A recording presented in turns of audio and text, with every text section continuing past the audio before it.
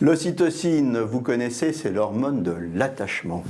Alors, l'ocytocine, je veux en savoir plus, docteur Emmanuel Le Cornet-Sokol. Je rappelle que vous êtes endocrinologue à Paris.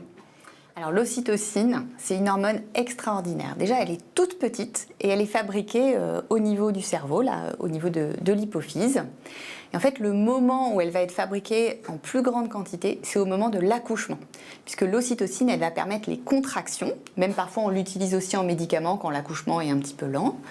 Et donc, ce qui est incroyable, c'est que cette ocytocine, non seulement elle va déclencher les contractions et donc des douleurs intenses et probablement parmi les plus atroces qui existent, mais en même temps, cette ocytocine, elle va permettre l'attachement de la maman à son enfant.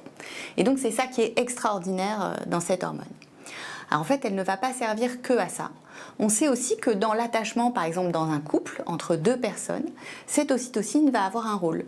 Le fait de se serrer dans les bras, de se caresser, de s'embrasser, va nous faire sécréter de l'ocytocine et va expliquer en partie le rapprochement. Et puis il y a un autre moment dans la vie où on a des grands pics d'ocytocine, c'est au moment de l'orgasme pendant les rapports sexuels, aussi bien chez l'homme que chez la femme. Donc c'est vraiment une hormone qui est très importante. On pense même que dans certaines maladies où il y a des difficultés de communication, on pourrait peut-être l'utiliser et aider certains patients qui ont des difficultés dans la socialisation. Par exemple, quel type de maladie? Par exemple, dans certains troubles de l'autisme, ou alors dans une autre maladie qui s'appelle le Prader-Willi, pareil, où il y a des difficultés de communication et de comprendre les autres. Ça pourrait permettre un meilleur attachement. Pourquoi on dit que c'est l'hormone de la fidélité? Parce que justement, on sait que c'est cette hormone qui va permettre à deux personnes de rester ensemble, de créer des liens très importants.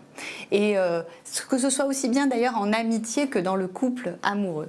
Donc entretenez votre ocytocine, serrez les gens dans vos bras. Voilà, ça c'est un super message, merci.